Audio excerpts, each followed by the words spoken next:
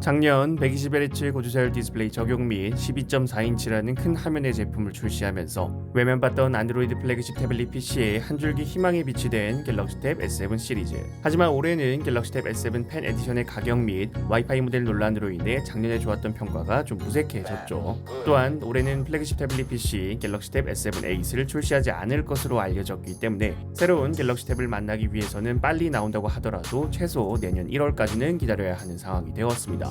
갤럭시 탭 S7 8이 내년에 출시하게 되면서 기대할 수 있는 점이 내년 갤럭시 S22에 탑재 예정된 AMD RDNA 기반 GPU를 적용한 엑시노스를 갤럭시 탭 S7 8에서도 기대해 볼 수 있지 않을까. 하지만 내년 갤럭시 탭에선 모바일 RDNA를 만나볼 수 없을 것으로 예상됩니다. 아이스 유니버스는 자신의 트위터를 통해 갤럭시 탭 S8, S8 플러스, S8 울트라 세 가지 모델은 10V 4.5A 45W 고속 충전을 그대로 유지할 것이며 모두 모바일 RDNA가 적용된 엑시노스 2200이 아닌 스냅드래곤 898을 탑재할 것이라 밝혔습니다. 아직 확정된 것은 아니지만 내년 갤럭시 S22 시리즈에 65W 고속 충전이 적용될 것이라는 소식이 나온 가운데 태블릿에서 45W 충전이 유지된다는 건 좀 아쉽죠. 그리고 아직까지 모바일 RDNA의 성능이 어느 정도인지는 모르지만 드문드문 희망적인 소식이 나오고 있기 때문에 탭 S8의 엑시노스 미탑재는 아쉬운 사항이 될 수도 있습니다. 하지만 또 엑시노스는 어디서 뒤통수를 칠지 모르기 때문에 아직까지는 더 기다려봐야 하지 않을까. 물론 스냅드래곤으로 통일하는 가장 큰 이유는 성능보다는 AP 이원화에 따른 생산 및 개발 비용 문제가 가장 크겠죠. 내년 갤럭시 탭 S8에서 가장 이목이 집중되는 점은 역시나 14.6인치 디스플레이 울트라 모델의 추가입니다. 16:10 비율을 유지하면서 생기는 짧은 가로 길이를 큰 디스플레이로 극복하려는 것으로 보이죠. 과연 갤럭시 탭 S8으로 갤럭시 탭 S7 펜 에디션의 반응을 타파할 수 있을지 궁금해집니다. 애플워치 6 티타늄 에디션은 44mm 모델 기준 41.3g으로 36.5g인 알루미늄 모델보다 더 무겁지만 내구성이 더 좋고 47.1g인 스테인리스 모델보다 더 가볍습니다. 최근 애플이 2022년에 출시되는 아이폰 14 시리즈의 티타늄 프레임 적용을 고려하고 있다는 소식이 전해졌습니다. 아이폰에 티타늄 소재를 적용하는 이유는 내구성 때문이 아닐 겁니다.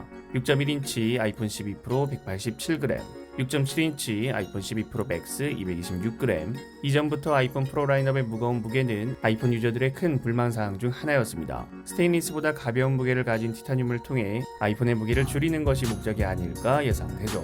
이 티타늄이 아이폰에서 끝나지 않을 수도 있어 보입니다.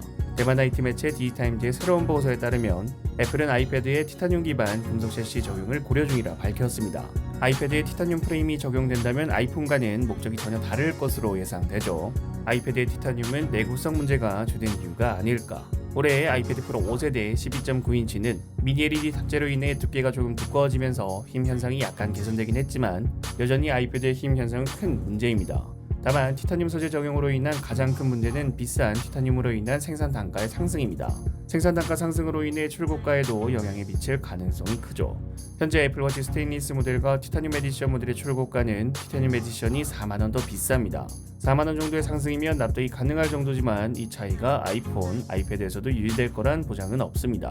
일단 애플은 과거부터 티타늄 생산 과정에 대한 특허를 계속해서 출원하고 있습니다. 2022년에 될지 혹은 더 먼 미래가 될진 모르겠지만 티타늄 소재가 적용된 아이폰, 아이패드가 출시될 가능성은 높아 보입니다. 여러분들이 생각하시는 갤럭시 탭 S8 티타늄 아이패드에 대해서 댓글을 남겨주시면 감사드리겠습니다. 시청해주셔서 감사합니다. 지금까지 알비였습니다.